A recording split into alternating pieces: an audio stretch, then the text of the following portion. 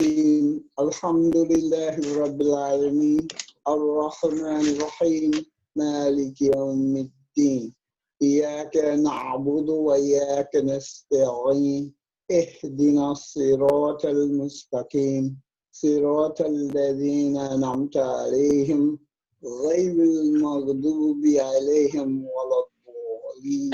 Amen. Amen. Okay, my good people. Assalamu alaikum, everybody. Again, I had the assignment of the kingdom of Mutapa.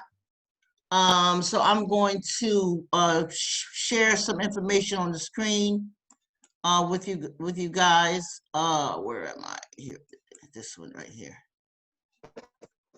Oh, I'm getting so good at this. Thank you, Zakia. Who's that? Talia. Assalamu alaikum. Alaikum assalam. Good to see you, love. Anyway, so for one thing, I want to preface this little discussion with why should we be studying African kingdoms and empires, and why should we be studying anything about Africa, period? Okay, so I wrote down a couple of things that I thought that was important. It was not the all of it, but it was just some things that we can hint at. One thing, every group of people has a psychological and emotional clocked into their DNA from those people or places they evolved from. So although we're here in America and we have been wiped, sort of like our slates have been wiped clean, so to speak, from our language and our background cultures and things like that, but somebody needs to mute. But by being part of the African continent in any degree, in our DNA, we have some of those things that by nature that we're born with, because we evolved from that continent and from certain groups of people. All right, and that's number one.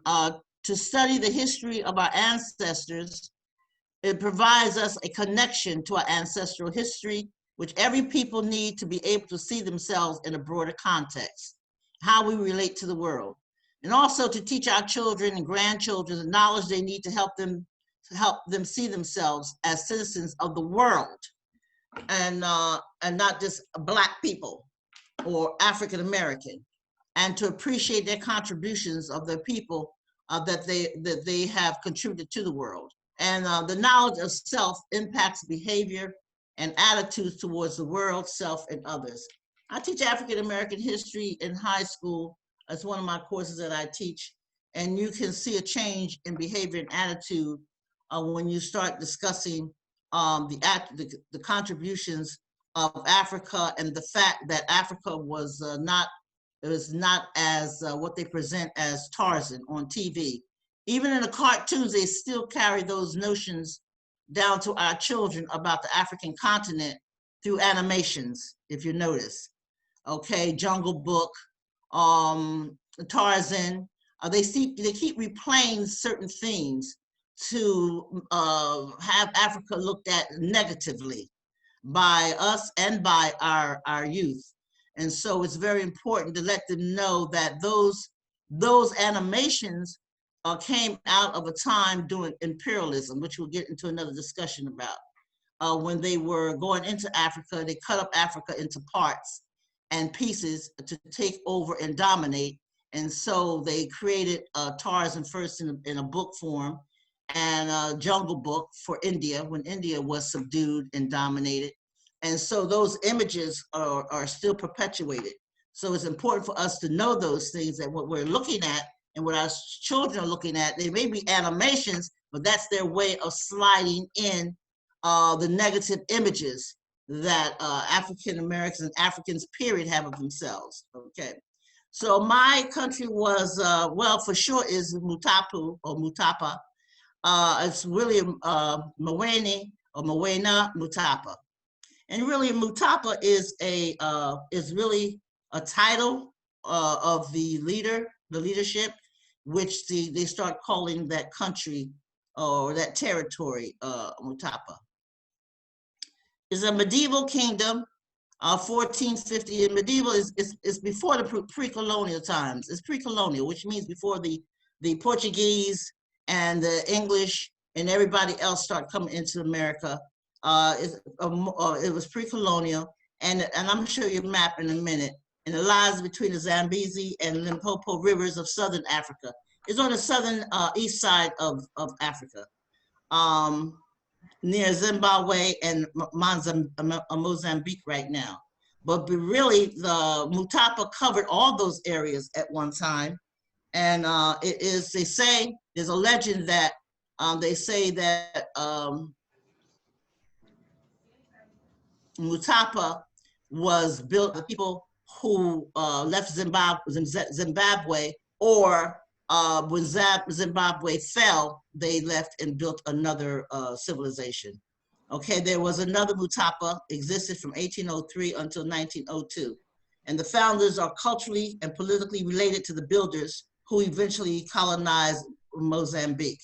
So the Shona people are the same people. And if you look up the Shona people are throughout Africa. And like any other place, Africa had its great migrations. Most of the people in Africa come from the same group of people and that migrated outward. And so, and this is why they have some of the same types of arts and crafts, foods, and things of that nature. But we'll get into that in another time for us. Okay, so Mutapa is a high plateau area that is known for its rich deposits of gold. And the empire was not built on conquest, but the empire was built largely on trade, on the exportation of copper and gold. Let me see if I can lift this up. So here we have our map here. Isn't that a pretty map? So colorful and nice. Everybody see the map? Is that, everybody can see the map? If you see the map, shake your head, do something. Yes. Okay, good, good, good. Okay, so these are some of the places in Africa. This is primarily showing you what I want you to see is Mutapa, South Africa. This is Mutapa, but however, Mutapa covered this Mozambique and the Zambia and through this whole side of southeastern Africa. And you see this is South Africa, which was settled by the, not settled, let me use that, let me take that word out of my mouth, was invaded by the Portuguese. And early on, very early on. And out of that invasion came the difficulties that South Africa suffered from the hands of the Portuguese under apartheid. Apartheid is a word that they use for racism, segregation in South Africa, which Nelson Mandela fought against and was imprisoned for a very long time. And so this area here, you see that the names are even Dutch. Transvaal is not an African word. Johannesburg, some of these places are, oh, well, all of Africa was renamed after the people that conquered it. So this is, Mutapa was also invaded by the Portuguese, but through trade, through trading. It was a great empire built, and they invaded, well, tried to invade Mutapa. They were not successful. And what they did, they tried to convert the leaders into Christianity. And you had Muslims in Mutapa because, you know, Muslims were great traders at the time. And so the Muslims fought against the Christian conversion of the leaders of Mutapa. And so therefore, the Portuguese did not successfully take over Mutapa's empire until much later, but they did some trading there. Any questions so far? Okay. Okay, I'm gonna read. Let me see what I want to show you a little short video here. It's only a minute. Where have my video? Okay, hold up. Here it is. All right. This video is about a minute and a half. hold up. Can you hear that, guys? Can you hear it? The video? We can hear you. When I play it, okay. Wait a minute, hold up. Let me back up.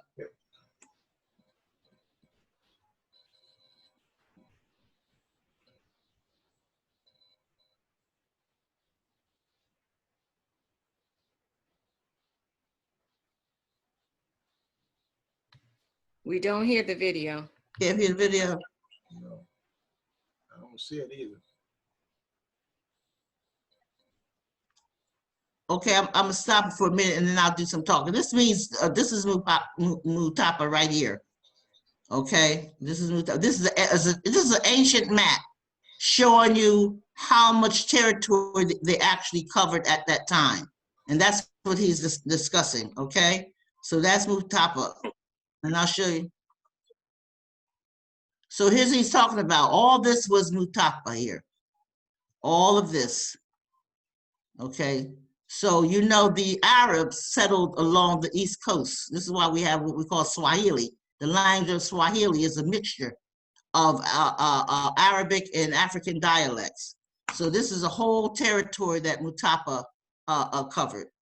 In fact, the Muslims helped to save Mutapa from the invasion of the Portuguese.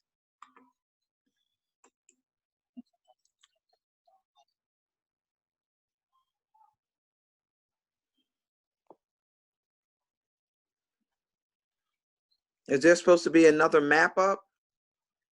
Wait a minute. Oh, okay. That's what I want to show. Oh. This is the gold that, well, you know, the Portuguese, along with everybody else, they were in search of gold and wealth. And Mutapa, they thought had a great deal of gold, okay? And when they found out that it wasn't as prevalent as they thought it was, they moved out of Mutapa. Okay, let me see what else is. This is what they used to use for money. You know,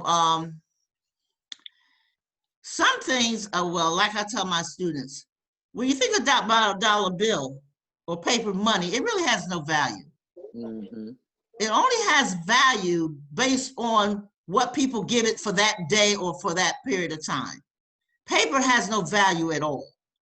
So when the government changed from gold and silver standards to paper, producing paper money, that helped to bring down what you call the economic foundation of all countries that turn to paper, okay? Because it really has no value. You can take a $5 bill and it can be only worth $1 worth of stuff that you can buy with it. Or they can make it greater. It depends on what's going on at the time. So people of different cultures, especially African culture, have used a variety of things that were considered of value.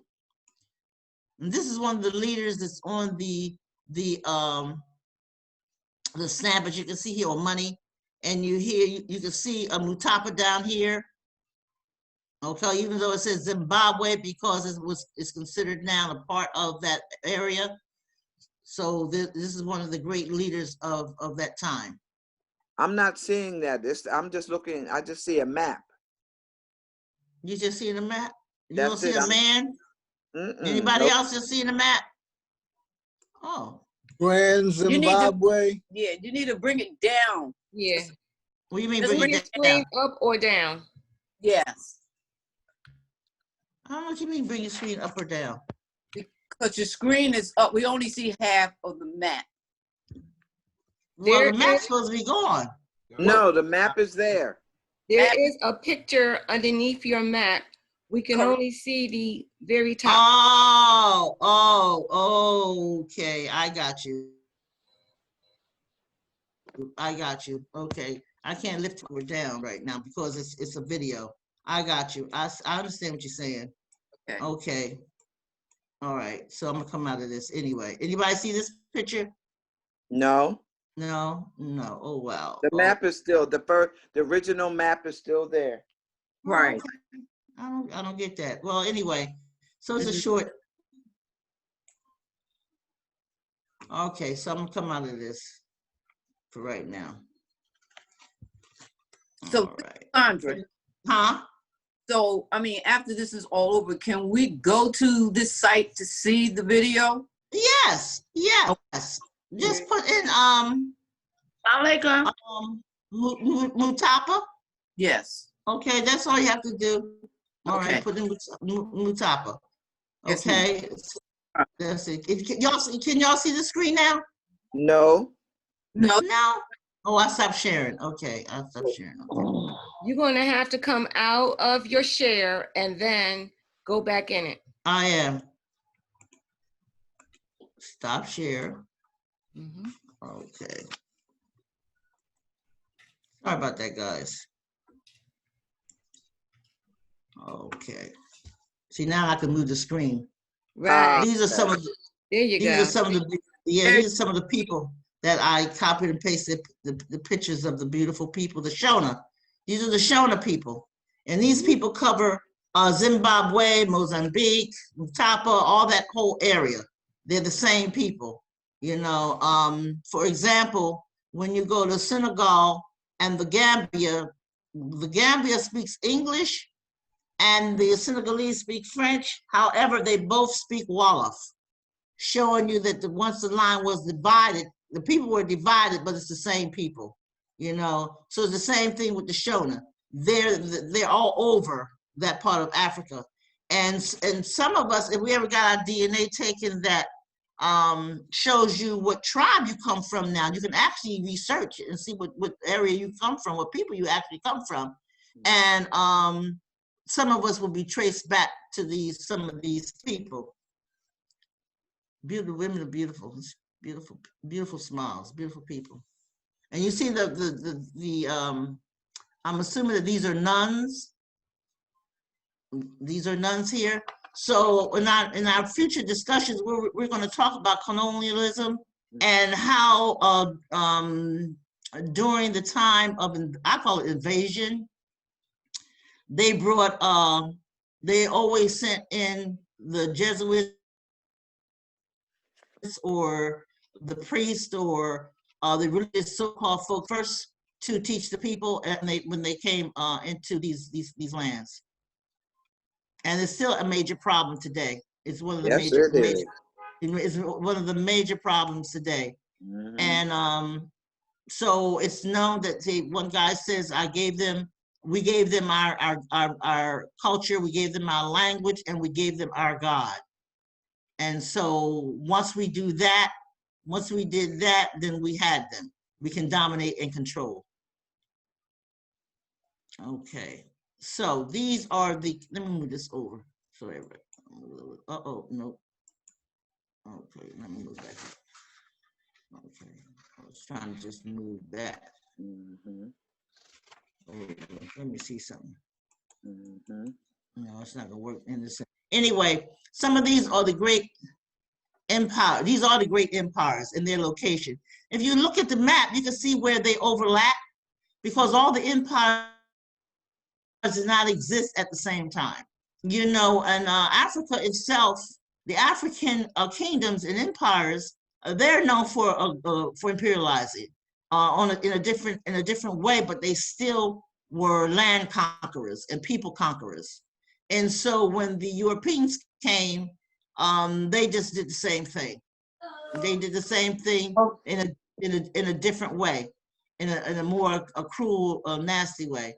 So you have the Kingdom of Kush here. And some of you have some of these countries. Mali, the Ghana Empire. You see where Mali and the Ghana Empire, they overlap each other. Okay, and they have different times and different dates. And everybody should know about Mansa Musa of Mali. Anybody ever heard Mansa Musa? Of course. Okay, the great Muslim leader of Mali. Okay, and if you see this landmass here, you can go here. Egypt would be up in here, right? You can actually walk or ride or drive nowadays right into what they now call the Middle East. Okay, they call that the Middle East now. So you can actually ride a horse, a camel, well, not a horse, because a horse wouldn't last. A camel, drive, or whatever, right into that part of the world.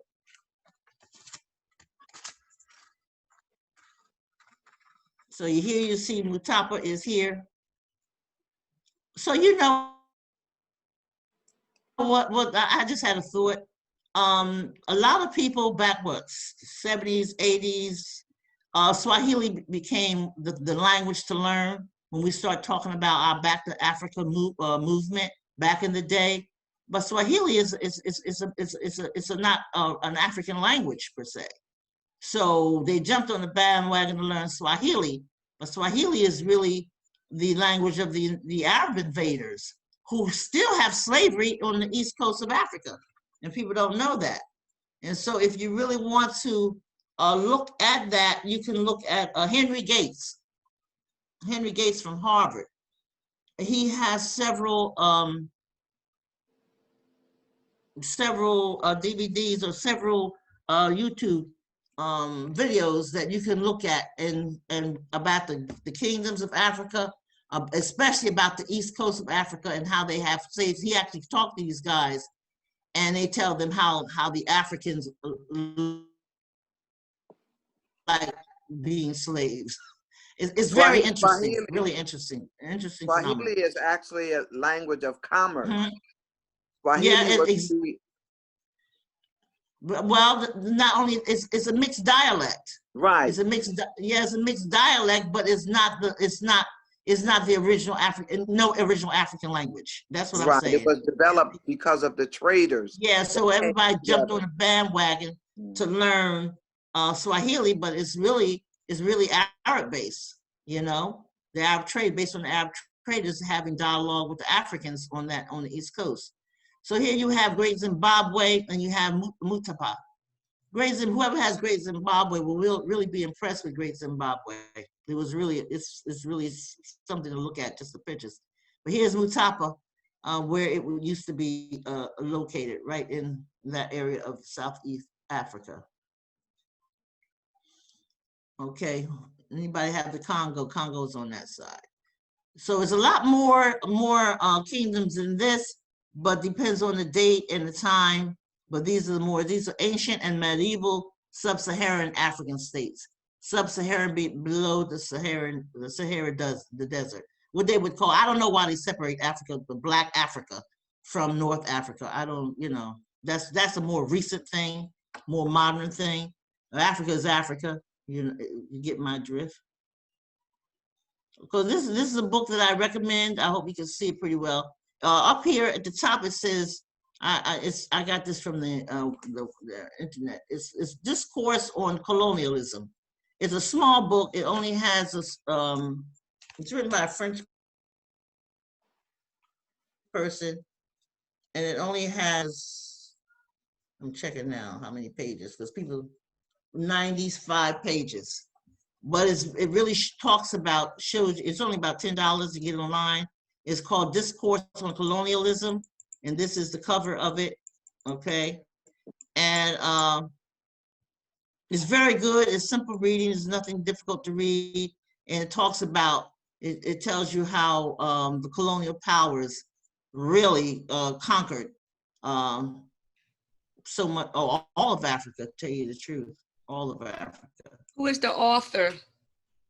Aimé Césaire, okay? AIMECESAIRE.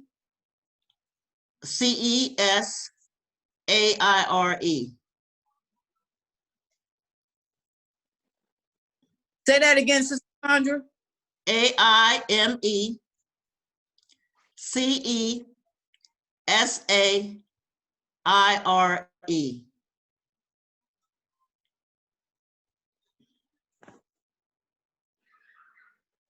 Down here, you can't see it. I have the book in front of me. This is a little young girl, okay? And the Europeans, when they went into Africa, they used to take back with them Africans to show the people, because it was something new to them, And they actually didn't have what you would call racism as we know it today. They were just considered, like most societies consider servants. They were used as little servants or companions or whatever. And they were part of the European population. It's like Pushkin. I don't know if anybody heard of the poet Pushkin. Anyways, he's a famous Russian poet. But his father, they don't tell you that, and they don't tell those Caucasians that when they take in Pushkin in English literature, that his father was an African, you know, and it's like Aesop's fables. Aesop was an African, and Aesop is his Greek name, but he was actually an African because, you know, Europeans don't tell stories based on animal literature. They don't tell stories. That's an African thing, that to teach children morals and what is right and wrong and things of that nature through storytelling. Okay, so a lot of Africans became part of the European scenario during this time when they were invading and they call exploring, not the invasion of Africa. Okay, go back to the map here. Let y'all look at that map, and I'm going to read a little bit, and then we're going to close out. Okay, now some interesting little things about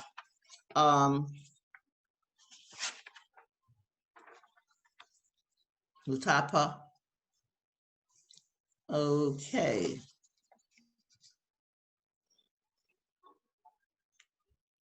And why Mutapa has different names? Because the Portuguese had a name for it, the people have a name for it. And so anytime you have an invasion, people have a different name or change the name of a place. So that's why you see different names, okay? So the Portuguese arrived in the area, colonizing what is now Mozambique. And after gaining control of Mutapa in the early years of the century, they were later driven out after a defeat in 1693, sorry. And you know, this Mutapa is associated also with the biblical queen Sheba, Queen of Sheba. They somehow associate her with Mutapa. They don't give any reason why. I have to explore that a little bit more. The empire was largely built on trade, exporting copper and ivory. And initially, the Portuguese took part in this trade by transporting goods further to the east to India. The empire gave, go ahead. I'm sorry. The defeat that you say the Portuguese suffered when they were driven out of Mutapa. Who did the driving out? Well, when I was reading some of the information, the Muslims had a lot of influence. Okay. Over the leaders of Mutapa. Okay, and they definitely did not want them converting the leaders of Mutapa to Christianity. Okay. And so the Muslims were very instrumental and keeping Mutapa, well, like they have a saying now, like Marcus Garvey would say, Africa for the Africans, keeping Mutapa for the people and not let the Portuguese take over and dominate. Okay. They everywhere they went, they came in as traders first. You know, came in as traders, and then then they began to plan and scheme and conspire to dominate the people. And once you convert whoever has the Congo will find that's what happened to the Congo. Congo, the Portuguese came in there and they converted the king, and his name became Alfonso instead of his African name. And he began to sell his own people to the slave traders. Absolutely. You know, because he really didn't understand. And once he began to see the detriment and what it was doing to the country, then he changed his mind. But then they were too entrenched then. The Portuguese were too entrenched into the society for him to have power anymore. He had relinquished his power.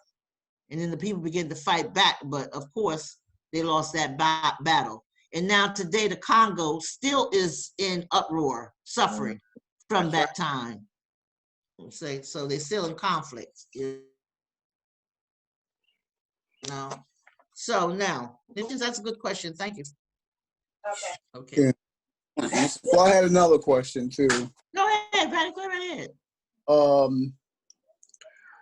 Because again, it was the Portuguese who initially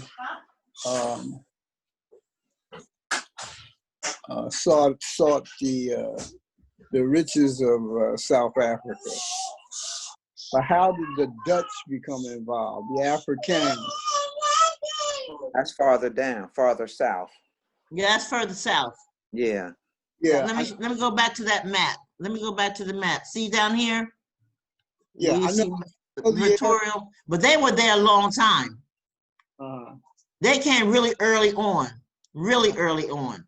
They were there, I believe, before the Portuguese were, and so they were very entrenched into South Africa. Oh, okay, okay, all right. They were there really early on, the Dutch. The impression that the Portuguese basically controlled the flow of whatever riches were coming out of Africa, because they were the first explorers, really. Yes, yes. All of that area. That's right. How the transition came about, where the Boers came in, you know. Woo. They are the ones. It wasn't the Portuguese that so much that introduced this apartheid. The apartheid. No. The Boers, those people. Right. You know, and so I didn't know what time frame or when that actually took place, when it changed hands. And I don't know if you weren't talking about that. That wasn't your area anyway, but you're right. The Boers are the one who brought in apartheid and extreme racism. The Portuguese, after they discovered there weren't as much gold, see, they were looking for gold too, you know, primarily. And once they discovered there wasn't as much gold as they thought it was, they got more interested in the Incas in Peru, and other places. Okay, the Dutch are the ones who really settled in South Africa and fought the Zulus and everybody. Right. And Brother Imam, the other thing too is that you're talking about massive land. So Zimbabwe, those areas are really quite far from parts of South Africa. Because you know that part is very vast. So if you look at where Zimbabwe is, that area, Mutapa and all that, a lot of that area had not been, I guess you could say, developed or whatever. So you're just talking about massive areas of land. So the southern part of Africa, where the Boers were, and to the west over by Namibia, they were almost like two separate things. So there was some influence, but not that much. And remember, you're talking about the colonial mind. The Boers had their area, Portuguese had their area, the Brits had their area. So they didn't do too much intermingling. Everybody wanted their own domain pretty much. Exactly. Very good. Thank you for that. Okay. So whoever has the, okay, we should make, okay, any more questions? Any more comments? Man, I like knowledgeable people. It makes the job easier.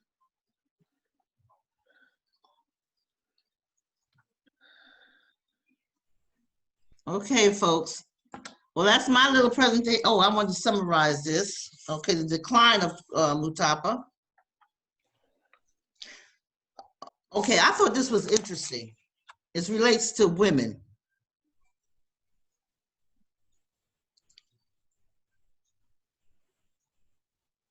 Okay, assisting the king, who ruled as an absolute monarch, were various officials such as the head of the army, chief musician, chief of medicine, and the royal doorkeepers.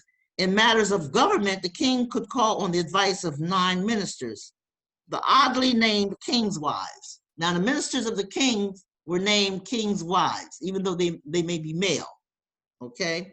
They were not all wives or even women. The queen was a member, and another was perhaps the sister of the king, but the others could be male ministers who had married into the royal family. The ministers ruled over their own estates and had some judicial powers, such as imposing the death sentence on those found guilty of serious crimes.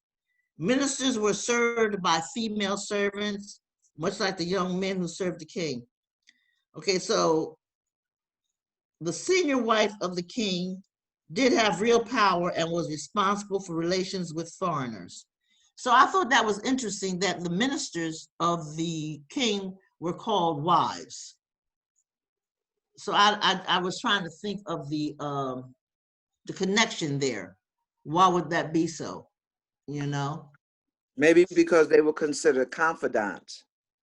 Oh, okay, okay, Or, that's a good way of looking at. yeah. Mhm. Okay, okay, okay. Or the That's major supporters of the leadership of the okay. king, much like a wife would be. All right, that's good. From a male, anybody, a male perspective, Brother E-Man? No, basically that what Talia has said is what it amounts to. It's more of a function, political function, Good. than it is a sexual function. You know. Okay, okay, okay. You know, that's before chauvinism comes in. You know. And, Yes, and you know, in a lot of the African societies, a man cannot become a leader until he has the approval of the women. Wow. Yeah, he cannot become a leader Which until is- the women say he's he's ready that's to lead. reasonable. That's, Mhm. you know. Oh, you know what I wanted to mention was the Queen of Sheba. I don't know how well, I guess ultimately with the connection between Africa and Arabia, it could be, you know, the I don't say not fairy tales, but some kind of history involved there, because actually, from what we know, she was in Yemen and not Africa proper. And you did mention the fact that there was some information that she was from Mutapa. Well, you know, when it comes to If you some look, things, go ahead. Somebody I was was saying going something? to pull the So there, map back up for a minute. Yes, pull your map back up for a minute. right here, this one? Yeah, keep going. Didn't you have a map that kind of showed, let me see. Yeah, I know what you're talking about. Shows going into Egypt Right, and the whole of Africa. there you go, there it goes, there you go. Okay, so if you look at where Yemen may be, remember at one time, those land masses were not as separated as they are now. And so maybe her family was from that area and migrated down. And you also mentioned that it was a myth or a fable or a story. That's where Queen of Sheba was from. And Brother Imam is saying that it was stated that she's from Yemen. But look at where Yemen is. If you look over by, Yemen is near the Da'amat, 10th, 15th century. You see it? Okay. Boom. Yes. Somebody just kicked me off by accident. Okay. So Yemen is in that area. So maybe her family kind of migrated down or she Yeah, migrated to that area.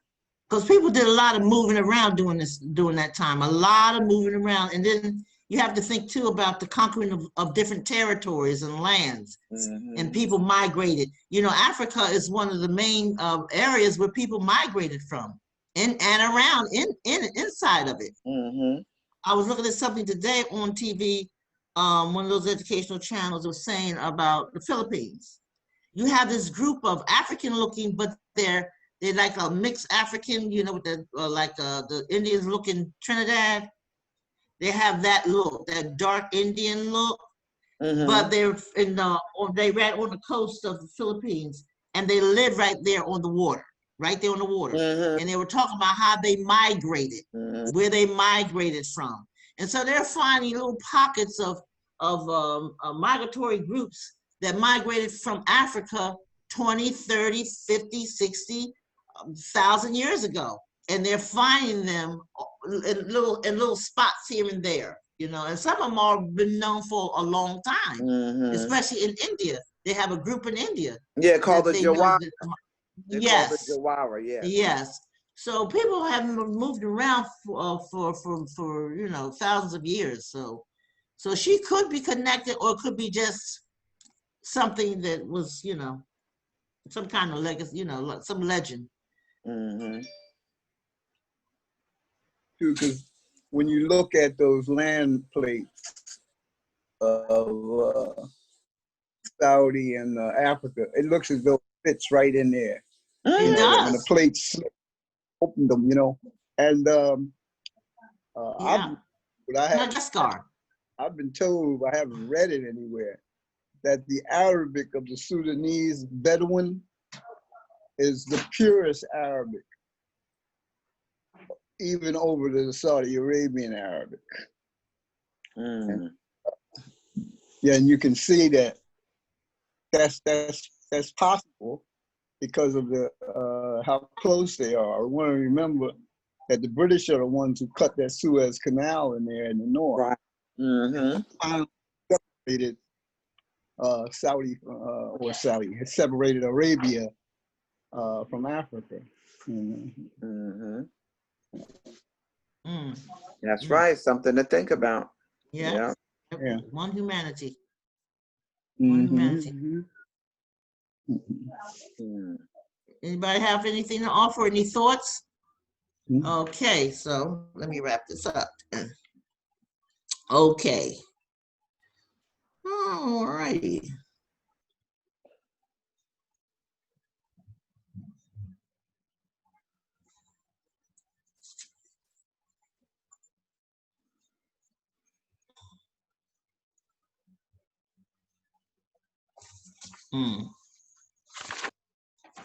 Where it talks about the Portuguese and the decline of Mutapa.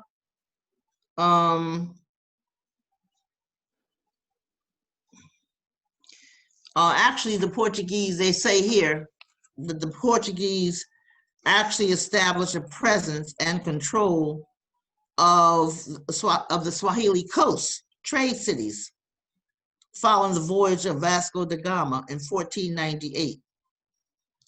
When he went around the Cape of Good Hope and up the east coast of Africa. And so attempts were being made within Mutapa to interfere in the kingdom's system of rule and even to convert the king and his people to the Jesuit faith, all of which were failures and only diminished the position of the king amongst his subjects. Okay, outside contact came from the Muslim Swahili merchants who traveled with their goods to Mutapa, although the Islamic religion was never adopted in the kingdom, and people clung to their traditional Bantu animist beliefs and ancestor and fetish worship. Now this is what the Bantu is really the original people of all that whole area. Because the Bantu were always migrating out. And so they really are the population of most of these other territories. Okay, and then eventually the Portuguese chose an aggressive policy to control the region's resources and cut out their great rivals, the Swahili merchants. So you have this dissension between the Portuguese and the Arab traders. Okay, and they attacked and conquered the kingdom of Mutapa, which was already weakened by damaging civil wars causing its internal collapse. Okay. All right, that's it. There's always more to know and learn, but that's just a brief overlook. If you want to know more about it, just look it up, okay? And make sure that you get the book, this little small book, Colonialism, Discourse on Colonialism. It's very interesting. It's easy reading, and it really tells you the damage Good. that was done to the African continent. Go ahead, Ron. Well, Sister Sandra, I want to tell you that presentation was excellent. Excellent. Excellent. And appreciate you sisters for taking the lead with this situation, because I ain't had no idea what we were going to do. And I'm looking forward to the next presenter, inshallah. So that's our next discussion. And who will that be? Yes. I'm gonna love this. We need to make a schedule. Who's next? Yes.